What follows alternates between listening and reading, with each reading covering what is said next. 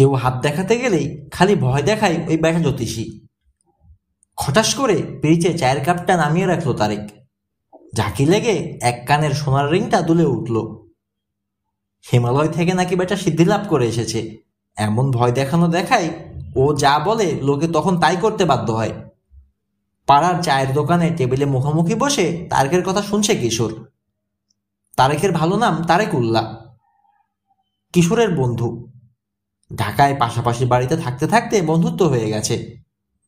বাংলাদেশে বেড়াতে এসে কিশোরের মামা retired police officer Arifur Rahman Chowdhury সাহেবের বাড়িতে উঠেছে 3 গোয়েন্দা। তারেক রিং পরে, কারণ ছেলেবেলায় ওর ছোট ভাই বোন হয়ে বাঁচত না। শেষে কোনো এক পীরের কাছে গিয়ে ওর নানি জেনে এসেছিলেন জিনের আসর আছে ওর মায়ের উপর। সন্তানের শরীরের কোথাও একটা খুঁত করে যেতে হবে, তাহলে আর জিনের নজর পড়বে না। তারেকের কানের দুটিতে বড় একটা ফুটো করে দেয়া হলো, খুঁতটা যাতে ভালো মতো জিনের চোখে পড়ে সেজন্য একটা রিংও বানিয়ে পরিয়ে দিয়েছিলেন নানি। তিনি মারা গেছেন অনেক দিন, কিন্তু ভয়ে রিং আর খুলতে দেন না ওর মা। তাহলে তুমি আমাকে এখন কি করতে বলো? জিজ্ঞেস করলো কিশোর।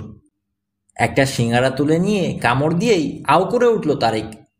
ভীষণ গরম, মুখ থেকে ফেলতেও পারছে না, গিলতেও পারছে না। উপর দিকে মুখ তুলে হা করা কোলা ব্যাঙের মতো গাক গাক শুরু করলো খানিকক্ষণ। অনেক কষ্টে জিনিসটার একটা হিল্লে করে চোখে পানি নিয়ে তাকালো কিশোরের দিকে। ব্যাপারটা আমার কাছে কেমন যেন রহস্যজনক মনে হচ্ছে। সিঙ্গারা? আরে না, ও জ্যোতিষী। তুমি একবার গিয়ে দেখাবে নাকি? চুপচাপ কাপের বাকি চাটুকু শেষ করলো কিশোর। চিন্তা করলো, তারপর বলল, তোমার বাবাকে তো বলে দিলেই পারো। বাবা কি করবে? ও বেটা তো লোক ঠকাচ্ছে, ভয় দেখাচ্ছে।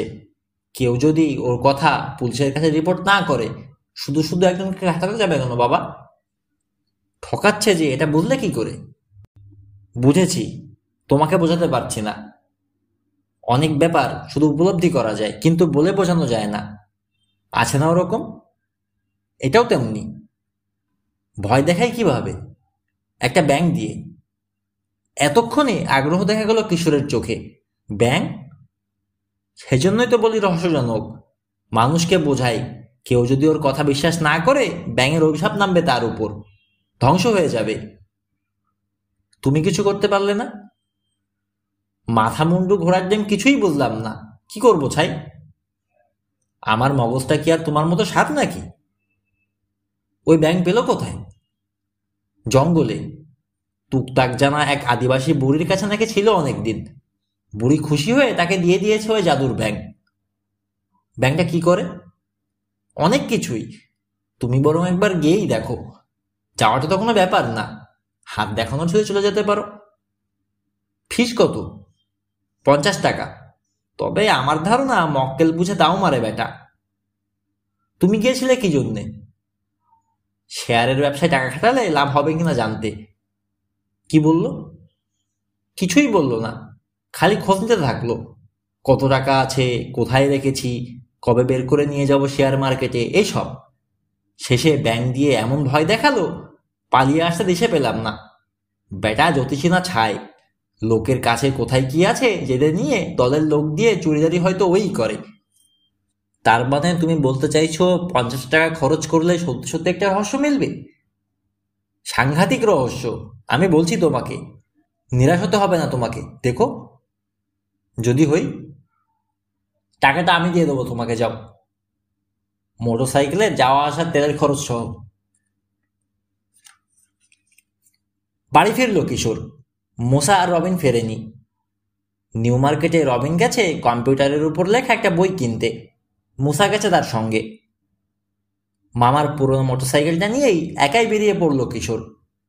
4টা বাজে, এখন গেলে পাওয়া যাবে জ্যোতিষীকে। নওয়াবপুর রোডের একটা পুরনো বাড়ির 4 তলায় জ্যোতিষীর অফিস। একসময় ওটা একটা দোকানের গোদাম ছিল।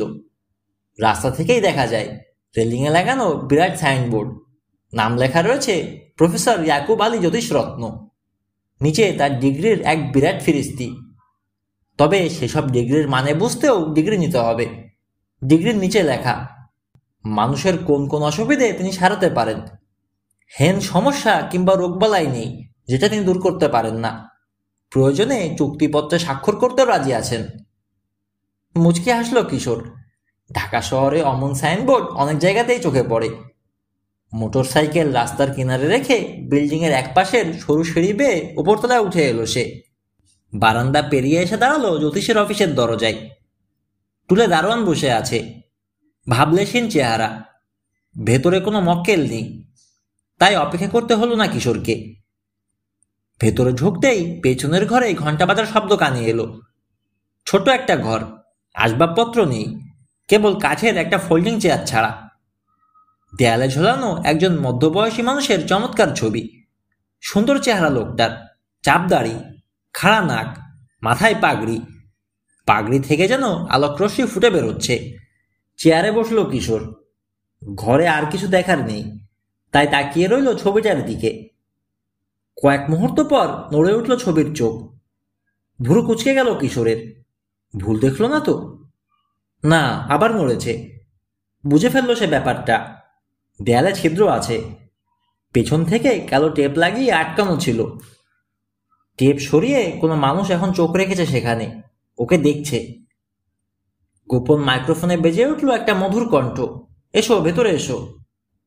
পুরুষের গলা, কিন্তু হঠাৎ শুনলে দ্বিধায় পড়ে যেতে হয়, মনে হয় মহিলার। উঠে দাঁড়ালো কিশোর। দরজার গাঢ় লাল রঙের ভারী কাপড়ের পর্দা সরিয়ে পা রাখলো আর একটা ঘরে। পুরো ঘরটাই লাল। মেঝেতে লাল কার্পেট, দেয়ালে লাল রং করা, ছাতও লাল, এয়ার কন্ডিশন। ঘরের ঠিক মাঝখানে একটা ছোট টেবিল, তাতে ফুটবলের সমান বড় একটা কাচের বল। এক কোণে দেয়ালে বসানো বিশাল আগরবাতি দানে জ্বলছে লাল রঙের মোটা আগরবাতি। বেশিরভাগ পুড়ে গেছে, গোড়াটা শুধু বাকি। বিচিত্র গন্ধে ভারী হয়ে আছে বদ্ধ বাতাস। সবচেয়ে বেশি আকর্ষণ করলো একটা অদ্ভুত বিরাট ব্যাঙ। বলের কিনার থেকে উকি দিয়ে আছে। পেট সাদা, পিঠটা হলুদ, গোল গোল চোখ দুটো মাথার দুপাশ থেকে ঠেলে বেরিয়ে আছে। দেখলেই মনে হয় শয়তানের বাচ্চা। ব্যাঙটাকে ভালো করে দেখার জন্যে আর একটু এগোলো কিশোর। তেমনি অনড় হয়ে রইল ওটা। জীবন্ত দেখালেও আসলে তা নয়, স্টাফ করা, দক্ষ কারিগরের কাজ। টেবিলের দুই পাশে দুটো চেয়ার, সামনেটাতে বসলো সে। তাকিয়ে রইল কুৎসিত মৃত প্রাণীটার দিকে। মাথা ধরতে আরম্ভ করলো, ঘোলাটে হয়ে আসছে দৃষ্টি। চোখের সামনে দুলতে শুরু করলো ঘরটা। ঘোরের মধ্যে তার মনে হলো সবকিছুর মূলে ওই আগরবাতির বিশ্রী গন্ধ। নরম সুরে বেজে উঠল উচ্চাঙ্গ সঙ্গীতের বাজনা। ধীরে ধীরে পাতলা হয়ে গেল বাতাস, গন্ধ কমে যেতে শুরু করলো। কিন্তু কিশোরের মাথা ধরা গেল না। পর্দা সরিয়ে নিঃশব্দে ঘরে ঢুকলো জ্যোতিষী। ছবিতে যেমন অবিকল তেমন, কেবল গায়ের রংটা বাদে। ধবধবে ফর্সা, ছবিতে অতটা বোঝা যায় না। রীতিমতো নুরানি চেহারা যাকে বলে, হাসিটাও নুরানি। কাঁচা পাকা ঘন ভুরুর নিচে কুচকুচে কালো চোখের তারার আলো দেখেই বোঝা যায় বুদ্ধিমান লোক। যার দিকে তাকায় তার অন্তরের ভেতরটা পর্যন্ত দেখে নেওয়ার ক্ষমতা আছে যেন। একে দেখলেই ভক্তি করতে ইচ্ছে করে।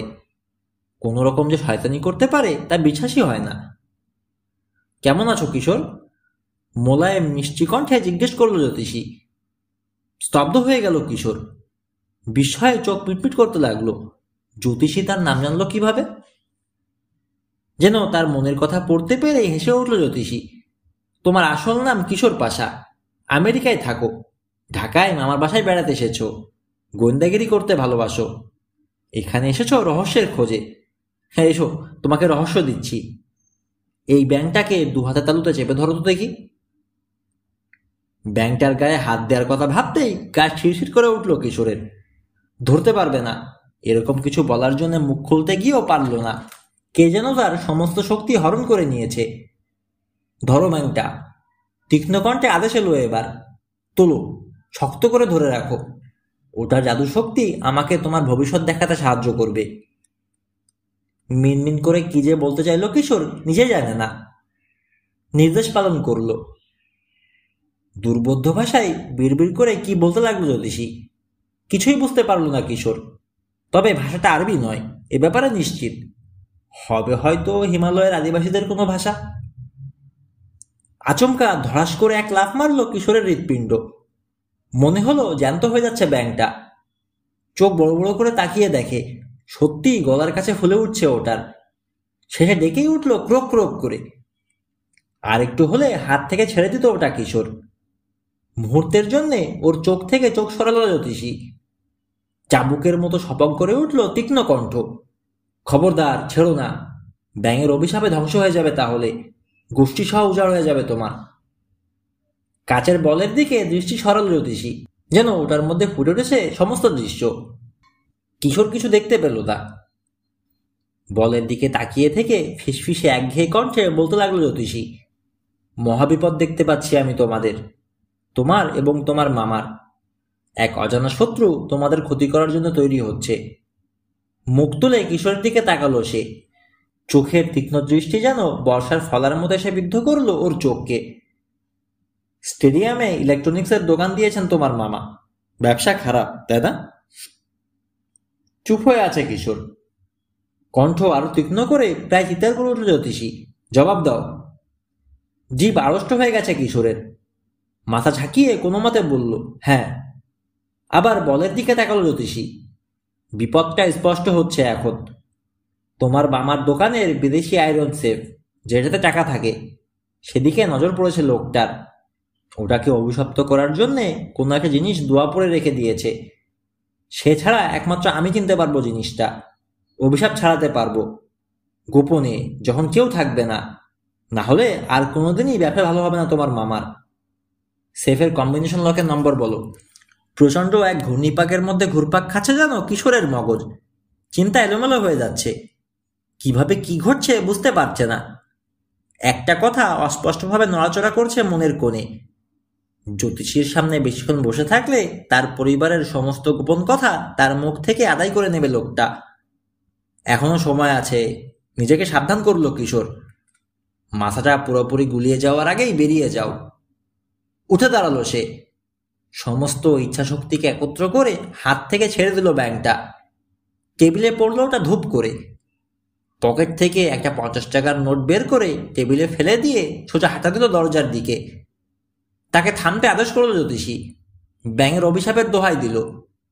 কোনো কিছুরই পরোয়া করলো না কিশোর, কোনো দিকে তাকালোও না। প্রায় ছুটে বেরোলো ঘর থেকে।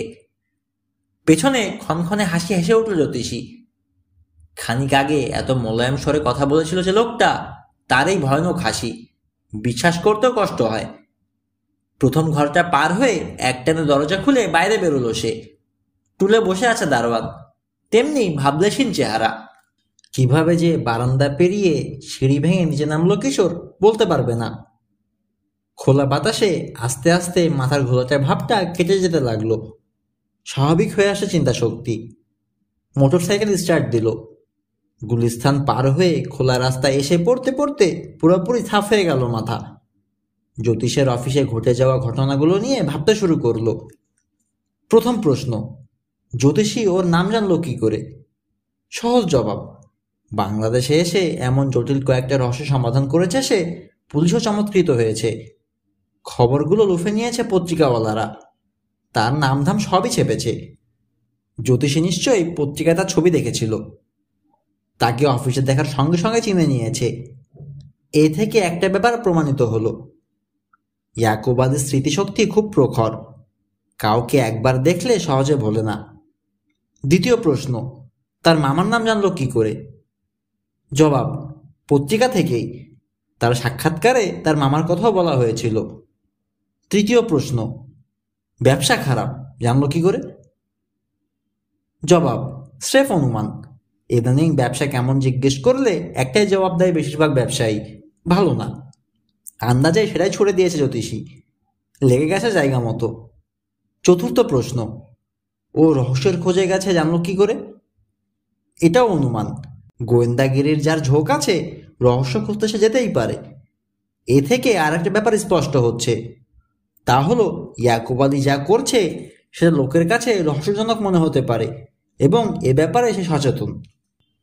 পঞ্চম প্রশ্ন, মাথায় গোলমাল আর চিন্তাশক্তি ঘোলাটে হয় কেন? জবাব, আগরবাতি।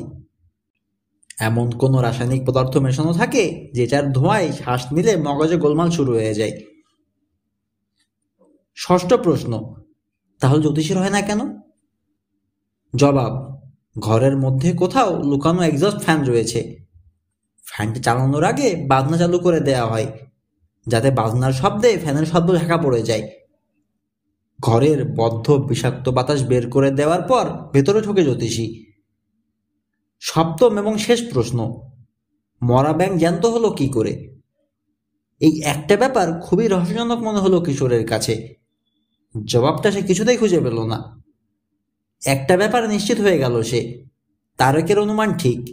ইয়াকুব আলী একটা ভণ্ড, একটা প্রতারক। মাত্র 50 টাকার ভিজিট নিয়ে এত রমরম ব্যবসা করার কথা নয় তার। টাকা কামানোর আরো কোনো গোপন উপায় আছে তার, এবং সেটা অবৈধ। বাড়ি ফিরে গেটের কাছে সবে থেমেছে কিশোর। বেরিয়ে এলো রবিন আর মোসা, সঙ্গে জহির, ওদের আর এক বন্ধু। জহির বলল, এলে? আমি তোমার জন্যই বসে আছি। বসে আছো মানে? জ্যোতিষী ইয়াকুব আলীর ওখানে গিয়েছিলে নাকি? তুমি জানলে কি করে?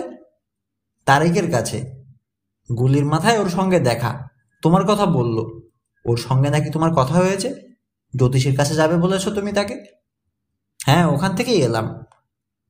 গেট খুলে মোটরসাইকেল ভেতরে ঢুকিয়ে মোসা আর রবিনকে সহ জহিরকে নিয়ে সোজা বেডরুমে চলে এলো কিশোর। বলল, হ্যাঁ এবার বলো। তা কেমন দেখে এল জ্যোতিষীকে? একটা আস্ত ভণ্ড। ওই ভণ্ডর খপ্পরেই পড়েছে আমার রিনা খালা।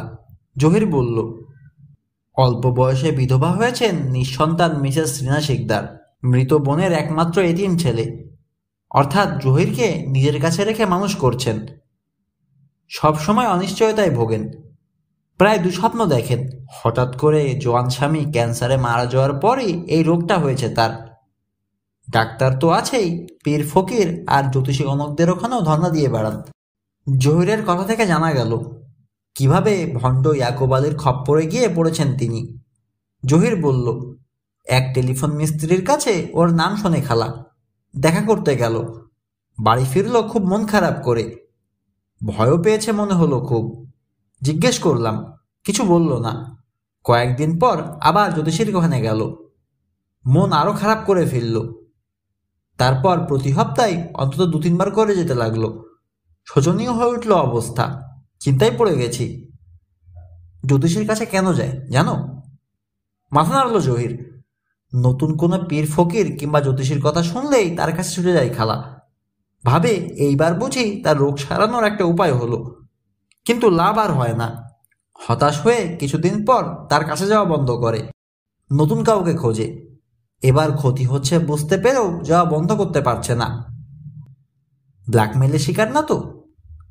খালার কি কোনো অতীত আছে নাকি যে ব্ল্যাকমেলের শিকার হবে? যে কোনো মানুষের অতীত থাকতে পারে, তবে আমার মনে হয় তোমার খালাকে অভিশাপের ভয় দেখিয়ে ব্ল্যাকমেল করছে জ্যোতিষী। যে যায় তাকেই ভয় দেখায়। আমাকেও দেখানোর চেষ্টা করেছিল।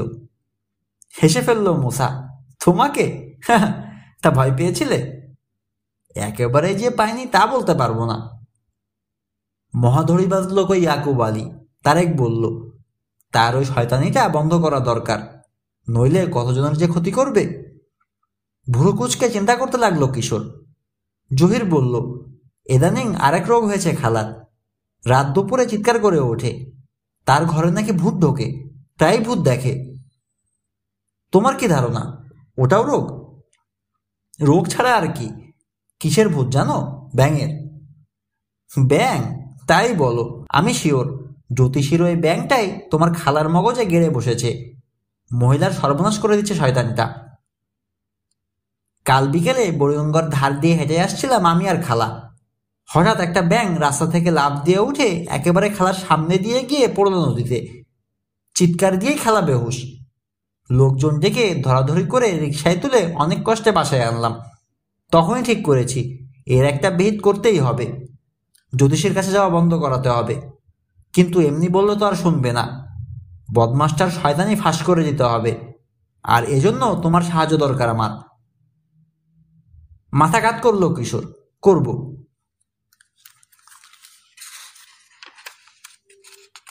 বিকেলে জ্যোতিষীর চেম্বার থেকে বেরোনোর পর থেকেই ভাবছি কি করে ওর ঠকবাজি বন্ধ করা যায়।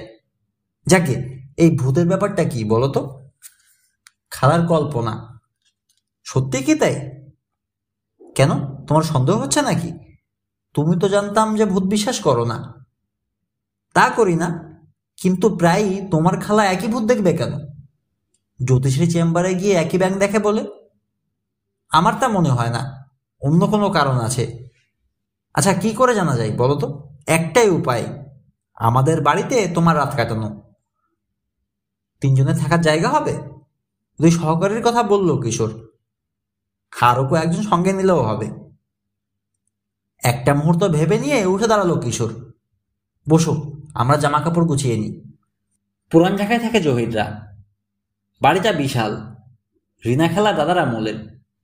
জীবিত একমাত্র উত্তরাধিকারী হিসেবে বাড়িটা পেয়েছেন তিনি। রাতে খাওয়ার পর ড্রয়িং রুমে জম্পেশ আড্ডা বসলো।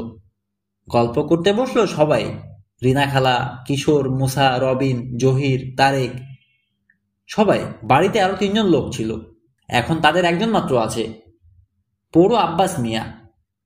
বহুদিনের পুরনো লোক। বাজার করা থেকে শুরু করে বাড়িঘর দেখাশোনা সব কাজ সে একাই করে। বাকি 2জনের একজন হচ্ছে ড্রাইভার, যার নাম মকবুল। বাড়ি থেকে তার স্ত্রীর অসুখের জরুরি টেলিগ্রাম পেয়ে চলে গেছে। আর 3য় জন হচ্ছে কাজের বুয়া। হঠাৎ করে সে গায়েব। ব্যাপারটা রহস্যজনক মনে হয়েছে রিনা খালার কাছে। যাই হোক, কথায় কথায় কিশোর বলল, খালা আপনার ছোটবেলার গল্প বলুন। খালা, সেই ঝড়ের গল্পটা বলো তো। জহির বলল। বলতে লাগলেন খালা, তার দাদার জাহাজ মেরামতের ডকইয়ার্ড ছিল। তিনি বুড়ো হয়ে গেলে তার বাবা সব দেখাশোনা করতেন। কক্সবাজারেও একটা শাখা অফিস ছিল তখন, সেখানে বাড়িও আছে একটা। ছোটবেলায় প্রায়ই সে বাড়িতে গিয়ে বাবা মার সঙ্গে থাকতেন রিনা খালা। কত বড় বড় ঝড় দেখেছেন। বাবার সঙ্গে ছাদের চিলেকোঠার জানালায় দাঁড়িয়ে দেখতেন সে সময় কিরকম উত্তাল হয়ে উঠত সমুদ্র, কি ভয়ঙ্কর ভাবে ফুঁসে উঠত। রিনা খালার বাবারা 2 ভাই, বাবাই বড়। তার ছোট ভাই হায়দার আলী সাহেব অর্থাৎ রিনা খালার চাচা ছিলেন সাগর পাগল, ভবঘুরে। ছোটবেলাতেই জাহাজে করে আমেরিকায় পাড়ি জমিয়েছিলেন। তারপর পৃথিবীর কত দেশ যে ঘুরে বেরিয়েছেন তার হিসাব নেই। রিনা খালাকে খুব ভালোবাসতেন। বাড়ি এসে সমুদ্রের কত না রোমাঞ্চকর গল্প শোনাতেন খালাকে। অনেক গুণ ছিল চাচার। খালা বললেন, ওই যে দেখছো দেয়ালের মোজাইকের নকশাগুলো, বেশিরভাগই চাচার করা। মোজাইক দিয়ে এত সুন্দর নকশা করা শিখে এসেছিল লখনৌয়ের এক ওস্তাদের কাছ থেকে। আর এক ওস্তাদের কাছে শিখেছিল ভাস্কর্যের কাজ। কাঠকুদে কি যে সব সুন্দর সুন্দর জিনিস বানাতো না, কাঠের ওই মূর্তিগুলো সব চাচার বানানো। সত্যিই গুণী লোক। অবাক হয়ে দেখতে দেখতে বলল কিশোর, হ্যাঁ তাই। দেয়ালের ওই মোজাইক করা জাহাজের নকশাটাও চাচার করা। জাহাজ আঁকলো কেন জিজ্ঞেস করেছিলাম একবার। বলল দেখে দেখে নিজের নাবিক জীবনের স্মৃতি মনে করার জন্য এঁকেছে। রাত 11টা নাগাদ উঠে শোবার ঘরে চলে গেলেন রিনা খালা। কিশোর চলে এলো মুসার ঘরে। বাড়িতে ঘরের অভাব নেই, গেস্ট রুমও কয়েকটা। মুসা, রবিন আর তারেক এক ঘরে শুলো। জহির আর কিশোর আলাদা আরেক ঘরে। বিছানায় শুয়ে কিছুক্ষণ বকবক করে ঘুমিয়ে পড়ল 2জনে। অনেক রাতে এক তীক্ষ্ণ চিৎকারে ঘুম ভেঙে গেল কিশোরের। জহিরও জেগে গেছে। উত্তেজিত স্বরে বলল, খালা চিৎকার করছে। লাফ দিয়ে বিছানা থেকে নেমে দৌড় দিল সে। পেছনে ছুটল কিশোর। চেঁচামেচিতে মুসা, রবিন আর তারেকেরও ঘুম ভাঙল। ওরাও বেরিয়ে এলো ঘর থেকে। ওরা বারান্দায় থাকতে থাকতেই আবার শোনা গেল চিৎকার। ধাক্কা দিয়ে দরজা খুলে হুড়মুড় করে খালার ঘরে ঢুকলো কিশোর আর জহির, পেছনে অন্য 3জন। ঘরে ডিম লাইটের মৃদু আলো। বিছানায় পিঠ খাড়া করে বসে আছেন খালা, চোখ ছিটকে বেরিয়ে আসবে যেন। তাকিয়ে আছেন জানালার দিকে। ওদের দেখে হাত তুলে দেখিয়ে কোনো মতে বললেন, ওই দেখো। জানালার দিকে তাকালো কিশোর। নিজের চোখকে বিশ্বাস করতে পারল না। পর্দায় একটা বিরাট ব্যাঙের অবয়ব নড়াচড়া করছে। সবুজ আভা বেরোচ্ছে গা থেকে, শব্দ করছে ক্রোক ক্রোক। ইয়াকুব আলীর চেম্বারে যেরকম শব্দ করেছিল ব্যাঙটা, অবিকল সেরকম, কেবল এটা আরো অনেক বেশি জোরালো। দীর্ঘ একটা মুহূর্ত স্তব্ধ হয়ে রইল কিশোর। তারপর ছুটে গেল জানালার দিকে। ধীরে ধীরে মিলিয়ে গেল ব্যাঙের ছায়াটা। পর্দা সরিয়ে বাইরে উকি দিল সে। অন্ধকার। কোনো কিছু নড়তে দেখল না বাগানে। কাছেই বুড়িগঙ্গা নদীতে একটা বার্জ যাচ্ছে। ওটার ইঞ্জিনের একঘেয়ে ভটভট ভটভট ছাড়া আর কোনো শব্দও নেই। থেমে গেছে ব্যাঙের ডাক। ঘুরে দাঁড়ালো সে, আলো জ্বেলে দিতে বলল মুসাকে। সুইচ টিপে টিউবলাইট জ্বেলে দিল মুসা। ততক্ষণে আব্বাস আলীও এসে হাজির হয়েছে। খালার বিছানায় এসে বসলো কিশোর আর মুসা। তখনও কাঁপছেন খালা। পানি পানি ঢেলে এনে দিল আব্বাস মিয়া। এক চুমুকে ঢকঢক করে গ্লাসটা খালি করে ফেললেন খালা। জহিরের দিকে তাকিয়ে বললেন, ভূতটা যে আমার কল্পনা ছিল না, আজকে বিশ্বাস হলো তো? নিজের চোখে তো দেখলি। বাকি সবাই চুপ। মুসার চোখে ভয়। আমিও দেখেছি, এতজনের চোখ এবং কান একসঙ্গে ভুল করতে পারে না। কিশোর বলল, তবে ওটা ভূত নয়। ভুল না চলো মুসা, তো কি? তা জানি না, একটা সন্দেহ হচ্ছে আমার। তদন্ত শেষ না করে কিছু বলবো না। রিনা খালার দিকে তাকালো কিশোর। খালা, আপনি কি চিরকালই ব্যাংকে ভয় করতেন? কপালে ঘাম চিকচিক করছে খালার। হাত দিয়ে মুছে বললেন, ব্যাং আর শোলা এসবকে অনেক মেয়েই ভয় পায়, আমিও পেতাম। আরেকটা অদ্ভুত কাণ্ড, এ বাড়িতে আগে কখনোই ভূত দেখিনি। ঠিক কবে থেকে দেখা যেতে আরম্ভ করলো এটা? এই 3-4 মাস ধরে। ইয়াকুব আলীর কাছে যাওয়ার আগে না পরে? আগে। ভূত দেখতে শুরু করাই ভাবলাম নতুন রোগে ধরেছে। একদিন এক টেলিফোন মিস্ত্রি এসে লাইন ছাড়ছে। আমার মন খারাপ দেখে জিজ্ঞেস করলো, কি হয়েছে? কোথায় কোথায় বললাম তাকে সব। সেই আমাকে ওই জ্যোতিষীর কাছে যাওয়ার পরামর্শ দিল। মিস্ত্রিকে চেনেন? না, ওই একবারই দেখেছি। আচ্ছা, জ্যোতিষীর সঙ্গে আপনার কি কথা হয়? মানে ও কি পরামর্শ দেয় আপনাকে? মানে রোগ সারবে কিভাবে সেটা নিয়ে পরামর্শ দেয়? রোগের কথা কিছুই বলে না, খালি খুঁটিয়ে খুঁটিয়ে জিজ্ঞেস করে হায়দা চাচার কথা। কিন্তু তিনি তো মারা গেছেন। হ্যাঁ, তাকে বলেছি সে কথা। তারপরও চাচা অতীতের প্রতিটি কথা শুনতে চায়। নাবিকের জীবন ছেড়ে দিয়ে বাড়ি ফিরে আসার পর কি কি করেছে জিজ্ঞেস করে। প্রশ্নের পরে প্রশ্ন। জবাব দিতে দিতে মাথা ধরে যায় আমার। সহ্য করতে না পেরে একদিন তাকে বলেই ফেললাম, তার কাছে আর যাব না। সে ভীষণ ভয় দেখালো আমাকে। বলল, না গেলে ব্যাঙের অভিশাপ ধ্বংস করে ফেলবে আমাকে, যন্ত্রণা দিয়ে মারবে। বালিশে মাথা রাখলেন রিনা খালা। দুর্বল লাগছে। আর কোনো প্রশ্ন না করে দলবল নিয়ে বেরিয়ে এলো কিশোর। সাগর থেকে ফিরে এসে চাচা যেন কেমন হয়ে গেলেন। রিনা খালা বললেন। পরদিন নাস্তার পর ড্রয়িং রুমে আলাপে বসেছেন কিশোরদের সঙ্গে। ইচ্ছে করেই আবার হায়দা চাচার প্রসঙ্গ তুলেছে কিশোর। তার সন্দেহ হচ্ছে রহস্যের মূল সূত্র রয়েছে ওই সাগর পাগল লোকটার কাহিনীর মধ্যেই। কেমন জানতে চাইল কিশোর। ঠিক বোঝানো যাবে না। মন মরা, সারাক্ষণ ভয়ে ভয়ে থাকা, রাতের বেলা কোনো শব্দ শুনলে চমকে ওঠা, এইসব।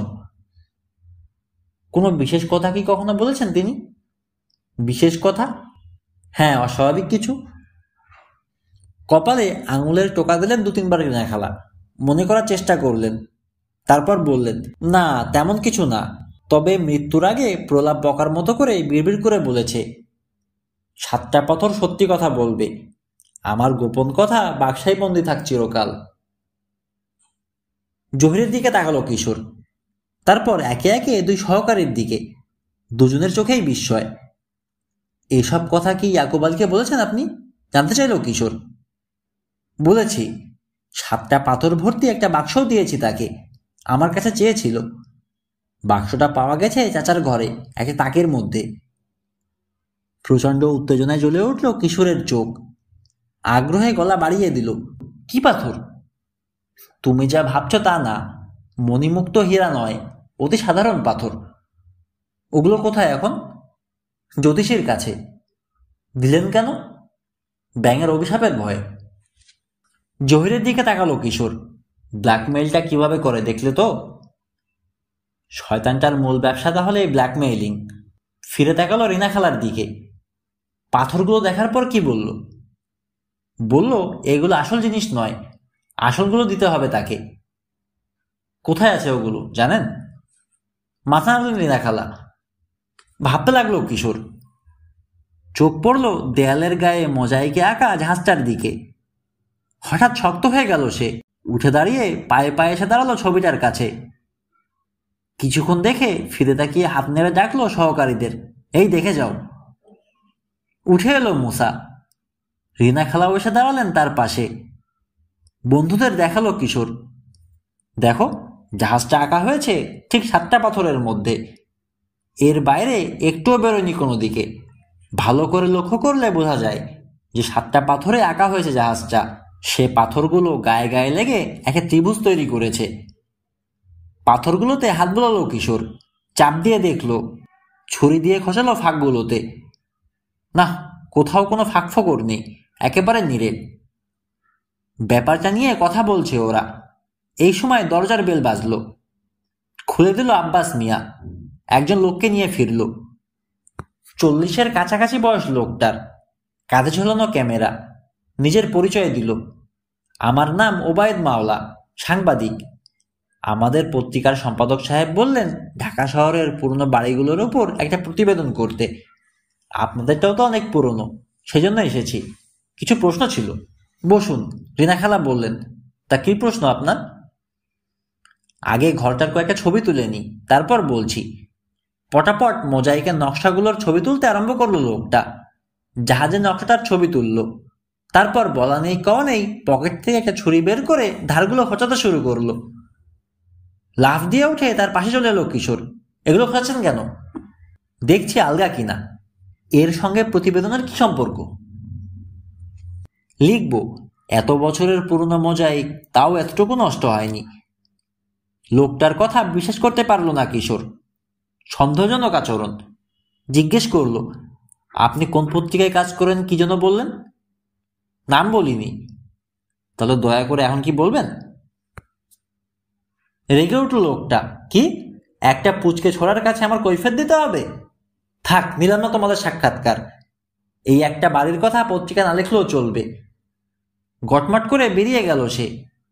রিনা খালা বললেন, লোকটাকে রাগানো দরকার কি ছিল তোর? খালা, ও পত্রিকার লোক নয়।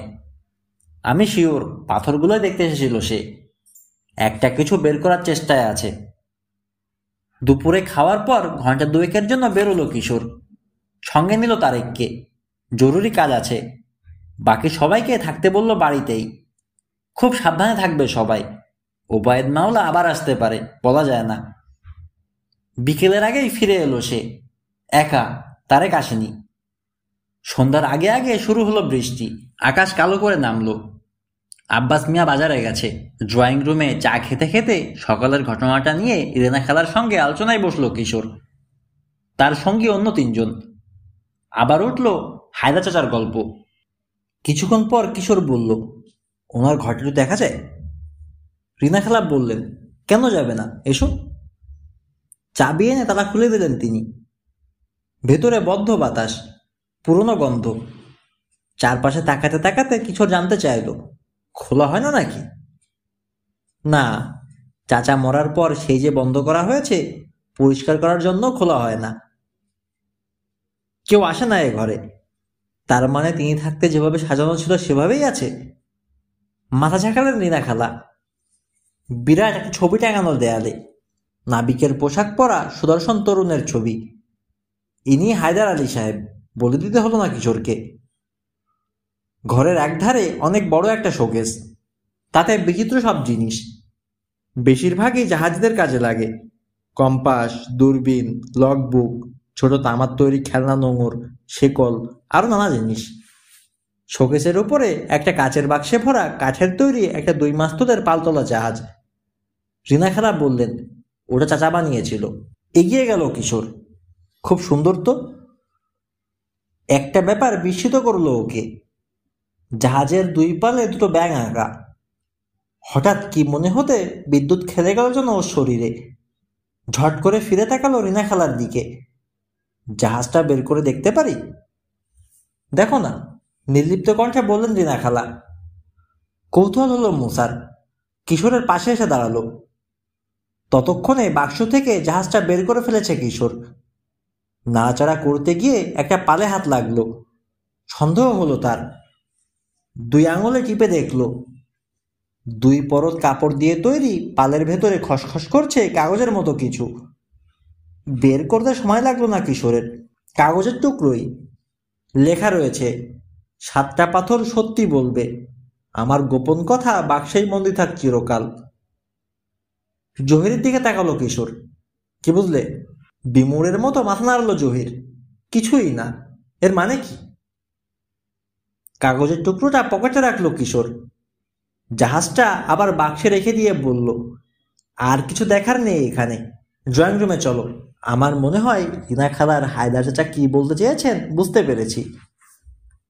ড্রয়িং রুমে ফিরে এলো ওরা। ত্রিভুজটার সামনে গিয়ে দাঁড়ালো কিশোর। মুসা আর রবিনকে বলল, ভালো করে তাকিয়ে দেখো, কোনো মিল দেখতে পাচ্ছ? ভুরু কুচকে এই পাশ থেকে দেখে দেখে ও পাশ থেকে দেখে দেখে মাথা নাড়ল রবিন। না। মুসার দিকে তাকালো কিশোর। তুমি? 2 হাত উল্টালো মুসা। আমি কি করে পারবো? কাউকে ঘুষি মেরে চিৎ করে দিতে বলো, চেষ্টা করে দেখতে পারি। এইসব মগজ খাটানোর কাজ আমাকে দিয়ে হবে না। না, তোমাদের দিয়ে কিচ্ছু হবে না। এইমাত্র বাক্সে দেখে এলাম যে জাহাজটা, সেটা আর এই নকশাটা অবিকল একরকম না। তাই তো, সমস্বরে চেঁচিয়ে উঠল মুসা আর রবিন। জহির মাথা ঝাঁকালো। এখানেই আছে যত রহস্যের চাবিকাঠি। একটা স্ক্রুড্রাইভার পাও নাকি নিয়ে এসো তো। এনে দিল জহির। ত্রিভুজের উপরের দিকে একটা কোণ, বাকি দুটো নিচে। মাঝখানের 7টা পাথর না খুঁচিয়ে কোণাগুলো দেখার সিদ্ধান্ত নিল কিশোর। প্রথমে দেখলো ত্রিভুজের নিচে বা পাশের কোণটা, তারপরে ডান। কিছুই পেল না। সব শেষে উপরের কোণার লাগোয়া পাথরের ফাঁকে স্ক্রুড্রাইভারের মাথা দিয়ে খোঁচা মেরেই স্থির হয়ে গেল। চিৎকার করে উঠল, এই এটা আলগা। হাত বলল পাথরটায়। কিছুই ঘটল না। চাপ দিল। সঙ্গে সঙ্গে যেন জাদুমন্ত্রের মতো এক পাশের দেয়ালে বসানো একটা ছোট বুকশেলফ সরে গেল। বেরিয়ে পড়ল ফোকর। সিঁড়ি নেমে গেছে ওপাশ থেকে। স্তব্ধ হয়ে গেছে জহির। ভুরু কুচকে তাকিয়ে আছে মুসা। রবিন চুপ। রিনা খালার মুখ দেখে মনে হচ্ছে চোখ দুটো আর কোটরে থাকবে না। মুচকি হাসলো কিশোর। টর্চ আনতে বলল জহিরকে। রিনা খালাকে সহ সিঁড়ি বেয়ে মাটির নিচের একটা ঘরে নামলো 3 গোয়েন্দা আর জহির। ভাবসা গন্ধ। মেঝে, ছাদ, দেয়াল সব পাথরের তৈরি। এক কোণে পড়ে আছে একটা কাঠের বাক্স। আগের দিনে নাবিকরা তাদের কাপড় চোপড় আর ব্যবহারের জিনিসপত্র রাখতো এ ধরনের বাক্সে।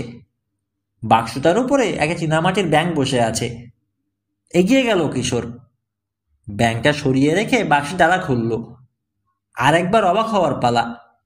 বাক্স বোঝায় নানা রকম দামি দামি জিনিস, সোনা আর মূল্যবান পাথরে তৈরি নানা রকম গহনা, পুরোনো আমলের ঘড়ি, মুক্ত বাসন ও টাই পিন, শাড়ির পিন আর অনেক জিনিস। জিনিসগুলোর উপর পড়ে আছে কালো চামড়ায় বাঁধানো একটা ডায়েরি। এগুলো এলো কোত্থেকে সব? প্রায় ফিসফিস করে বললেন রিনা খালা। যেখান থেকেই আসুক। সিঁড়ির মাথা থেকে বলে উঠল একটা খসখসে কণ্ঠ। আসল কথাটা হলো, জিনিসগুলো যে পাওয়া গেছে এতেই আমি খুশি। চমকে দৃষ্টি ফেরালো 5 জোড়া চোখ। দাঁড়িয়ে আছে ওবায়দ মাওলা, হাতে পিস্তল। তার পেছনে উকি দিচ্ছে ইয়াকুব আলী জ্যোতিষরত্নের নুরানি চেহারা। হাসি মুখে নেমে এলো দুজনে। ভালো গোয়েন্দা তুমি কিশোর, স্বীকার করতেই হচ্ছে। পিস্তল উদুত রেখে বলল ওবায়দ মাওলা। জিনিসগুলো তো তাড়াতাড়ি বের করে দিলে, অনেক ধন্যবাদ তোমাকে। কিন্তু দুঃখের বিষয় কি জানো? তোমার গুপ্তধন উদ্ধারের এই কাহিনীটা আর পত্রিকায় ছাপা হবে না। কেন? শান্ত কণ্ঠে জানতে চাইল কিশোর। কারণ তোমাদের সবাইকে এই ঘরে বন্দি রেখে জিনিসগুলো নিয়ে বেরিয়ে যাব আমরা। কেউ আর কোনোদিন খুঁজে পাবে না তোমাদের। যদি পায়ও ততদিনে তোমরা লাশ হয়ে যাবে। আপনার সে আশার গুড়ে বালি জনাব, একটু উপরে দেখেন। হাহা করে হাসলো ওবায়দ মাওলা। ওসব পুরনো চালাকি। কিন্তু উপরে খুট করে শব্দ হতেই ফিরে তাকালো সে। এই সুযোগে এক থাবায় তার হাত থেকে পিস্তলটা ফেলে দিল মুসা। সিঁড়ির মাথায় দাঁড়িয়ে আছে তারেক। পেছনে তার আরো 2 বন্ধু, ওয়াসিম আর জব্বার। 3 জনের হাতে 3টা লাঠি। এতগুলো জোয়ান ছেলের সঙ্গে এটে উঠতে পারবে না বুঝে হাল ছেড়ে দিল ওবায়দ মাওলা। রণে ভঙ্গ দিতেই হলো তাকে। ইয়াকুব আলীও চুপ। বিমল হাসি হেসে জিজ্ঞেস করলো তারেক, কি জ্যোতিষী সাহেব, আপনার ব্যাঙ কি বলে? জবাবে ক্রোক ক্রোক শব্দ শোনা গেল। ভীষণ চমকে গিয়ে চিৎকার করে উঠলেন রিনা খালা, ওটা কোত্থেকে এলো? পকেট থেকে খুদে একটা টেপ রেকর্ডার বের করে দেখালো তারেক। প্লে বাটন টিপতেই আবার ক্রোক ক্রোক শব্দ করতে লাগলো যন্ত্রের স্পিকার। আধ ঘন্টা পর ওবায়দ মাওলা আর ইয়াকুব আলীর হাত পা বেঁধে বসিয়ে রাখা হয়েছে পুলিশ আসার অপেক্ষায়। আষাঢ়ের মেঘে ঢাকা আকাশের মতো মুখের অবস্থা হয়েছে দুজনের। কিশোর আর তার বাহিনী একটা ইলেকট্রনিক ডিটেক্টর নিয়ে লুকোনো মাইক্রোফোন খুঁজে বেড়াচ্ছে সারা বাড়িতে। বের করে নিয়ে ফিরে এলো অবশেষে দুটো মাইক্রোফোন, একটা ছিল ড্রয়িং রুমে আর একটা রিনা খালার বেডরুমে। আমি এখনো বুঝতে পারছি না। রিনা খালা বললেন, ব্যাঙের রেকর্ড করা টেপ জোগাড় করলো কিভাবে তারেক? পকেট থেকে আবার খুদে টেপ রেকর্ডটা বের করে টেবিলে রাখলো তারেক। কোথায় পেয়েছে জানালো। রিনা খালার বেডরুমে জানালার নিচে ছোট একটা ফুলের ঝাড়ে লুকানো ছিল ওটা। ব্যাটারিতে চলে, পানি নিরোধক, সেজন্যই বৃষ্টিতে কিচ্ছু হয়নি। ওটাতে যে ক্যাসেটটা ভরা ছিল তাতে ব্যাঙের ডাক রেকর্ড করা আছে। চালিয়ে দিলেই মনে হবে ব্যাঙ ডাকছে। খালার জানলায় দেখা যাওয়া ভুতুড়ে ব্যাঙ রহস্যেরও সমাধান হলো। বাগানে একটা গাছের ফোকরে একটা স্লাইড প্রজেক্টর লুকানো ছিল। ওটার সাহায্যে ছবি ফেলা হতো জানালার পর্দায়। মনে হতো একটা ভুতুড়ে ব্যাঙ নড়ছে। দুটো যন্ত্রই ছিল রেডিও কন্ট্রোলড, জানালো কিশোর। দূর থেকেও চালু করা যায়। খালার মনে ব্যাঙের ভয়টা আরো বাড়িয়ে দেওয়ার জন্যই এই কাজ করা হয়েছিল। ওবায়দ মাওলার দিকে তাকালো কিশোর। নাকি তাকে বাড়ি থেকে তাড়ানোর ফন্দি করেছিলেন যাতে গুপ্তধন খুঁজতে সুবিধা হয় আপনার? জ্বলন্ত চোখে তার দিকে তাকালো ওবায়দ মাওলা। জবাব দিল না। আস্তে আস্তে আস্তে আস্তে হাত তুলল মোসা। তুমি বেশি তাড়াতাড়ি করে বলে ফেলছো। আগে বলো তো, এই যন্ত্র দুটো আবিষ্কার করলে কিভাবে?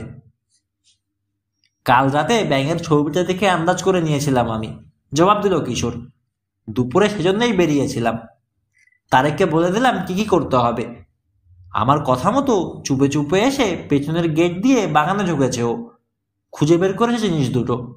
তোমাদেরকে তখন বলতে পারিনি, তার কারণ হচ্ছে বলতে গেলে মাইক্রোফোনে ওবায়দ মাওলা শুনে ফেলতো। হঠাৎ করে এসে তার এ বাড়িতে উদয় হওয়াটাই সন্দেহ জাগিয়েছিল আমার।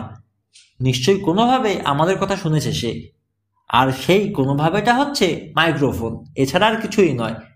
আরও একটা কথা বুঝলাম, আমরা গুপ্তধন খুঁজে পেলে সঙ্গে সঙ্গে জেনে যাবে সে, কেড়ে নেওয়ার জন্য এসে হাজির হবে। তাই ওয়াসিম আর জব্বারকে নিয়ে পাহারা দিতে বলেছিলাম তারেককে। রাস্তায় দাঁড়িয়ে গেটের দিকে চোখ রাখছিল ওরা। গুপ্তধনের বাক্সে পাওয়া হায়দার চাচার ডায়েরি থেকে জানা গেল এক বিস্ময়কর কাহিনী। তরুণ বয়সে অ্যাডভেঞ্চারের লোভে একবার গিয়ে জলদস্যুর দলে যোগ দিয়েছিলেন চাচা। মায়ানমার আর তার আশপাশের সমুদ্র এলাকায় ডাকাতি করে বেড়াতো দলটা। ব্যাঙের মুখের মতো দেখতে রাবারের মুখোশ পরত। সেজন্যই জাহাজের পালে ব্যাঙের মুখ এঁকেছেন হায়দার চাচা। জ্যোতিষীর সঙ্গে ডাকাতদের ব্যাঙের কোনো সম্পর্ক নেই। ব্যাপারটা কাকতালীয়ভাবে মিলে গেছে। যাই হোক, কিছুদিনেই বিরক্ত হয়ে গেলেন হায়দার চাচা। অনুতাপে জ্বলে পুড়ে মরতে লাগলেন। শেষে জলদস্যুদের লুট করে জমানো জিনিসের বাক্সটা চুরি করে পালালেন। চলে এলেন ঢাকায় নিজেদের বাড়িতে। বাক্সে আর একটা জিনিস আছে, জলদস্যুর জাহাজের লগবুক। তাতে লেখা আছে কোন দিন কোন জাহাজ থেকে কি কি জিনিস ডাকাতি করা হয়েছে। তার ইচ্ছা ছিল সেসব দেখে দেখে যা যা জিনিস তাকে ফিরিয়ে দেওয়ার চেষ্টা করবেন। তাতে মনের যন্ত্রণা খানিকটা হলেও কমবে। কিন্তু ডাকাতরা তাকে দেখে ফেলে প্রতিশোধ নিতে পারে, এই ভয়ে বাড়ি থেকেই বেরোতে সাহস পেলেন না। এই মানসিক যন্ত্রণাতেই অসুখে পড়ে অকালে মারা যান তিনি। মরার আগে কিছু মেসেজ রেখে যান, চেষ্টা করলে যাতে তার বংশের কেউ বাক্সটা খুঁজে বের করে মালগুলোর একটা ব্যবস্থা করতে পারে। ডাকাতদের কেউ এসে এগুলো নেওয়ার চেষ্টা চালাতে পারে, তাই গোলেমেলে করে রাখেন মেসেজটা যাতে সহজে খুঁজে না পায়। পুলিশ এলো। খানিকটা জিজ্ঞাসাবাদ ওই ঘরে বসেই সেরে ফেলল। জানা গেল ওবায়দ মাওলা জলদস্যুদের সর্দারের ছেলে। বাবার গোপন ডায়েরি পড়ে জানতে পারে চুরি হওয়া গুপ্তধনের কথা। সেগুলো উদ্ধারে মন দেয়। ইয়াকুব আলীকে ভাগ দেওয়ার লোভ দেখিয়ে রিনা খালাকে ভয় দেখাতে রাজি করায়। গুপ্তধনের কথা তিনি কিছু জানেন কিনা জানার চেষ্টা করে জ্যোতিষীর মাধ্যমে। টেলিফোনের লাইন নষ্ট করে রেখে মিস্ত্রি সেজে নিজেই গিয়ে ফোন মেরামত করার ছুতোই মাইক্রোফোন লুকিয়ে রেখে আসে। ইয়াকুব আলী জ্যোতিষীর গুণগানও করে আসে সে সময়। ড্রাইভারের সঙ্গে কথা বলে খালার জ্যোতিষপ্রীতির কথা জেনে নিয়েছিল সে। হঠাৎ করে ড্রাইভার আর কাজের বুয়ার চলে যাওয়াটাও কাকতালীয় নয়। স্ত্রীর অসুখের নাম করে মিথ্যে টেলিগ্রামটা ওবায়দ মাওলায় পাঠিয়েছিল। ভয় দেখিয়ে তাড়িয়েছিল কাজের বুয়াকে। বাড়িতে লোক কম থাকলে তার কাজের সুবিধা হবে ভেবে। কেবল আব্বাস মিয়াকেই কোনো কৌশল করেই সরাতে পারেনি। 2 আসামিকে নিয়ে চলে গেল পুলিশ। তারেক বলল, সব রহস্যেরই তো সমাধান হলো, কিন্তু যেটা দিয়ে এসবের সূত্রপাত, অর্থাৎ সেই ব্যাঙ রহস্যেরই কিনারা হলো না। মরা ব্যাঙ জ্যান্ত করতো কিভাবে, এটাই তো মাথায় ঢুকছে না আমার ধারণা। কিশোর বলল, ব্যাংকটার ভেতরে এমন কোনো একটা ইলেকট্রনিক মেকানিজম আছে যাতে সুইচ অন করলেই মনে হবে যে জ্যান্ত হয়ে গেছে ব্যাংক, ডাকতে শুরু করবে। আর সেই সুইচটা অন হয় তাপের কারণে। কেউ দেখা করতে গেলে ব্যাংকটাকে 2 হাতে শক্ত করে চেপে ধরতে বলল জ্যোতিষী। হাতের গরমে গরম হয়ে অন হয়ে যায় সুইচ, চালু হয়ে যায় মেকানিজম। আশ্চর্য, চোখ বড় বড় হয়ে গেছে রিনা খালার। এই কাণ্ড বিশ্বাস করতে পারছে না মুসা। সত্যি? হেসে বলল কিশোর, বিশ্বাস না হলে চলো যাই, জ্যোতিষ অফিসে যাই, দেখে আসি। জোরে জোরে 2 হাত নেড়ে বলল মুসা, আমি আর যাচ্ছি না ভাই ওই শয়তানের খোয়াড়ে, মাফ চাই।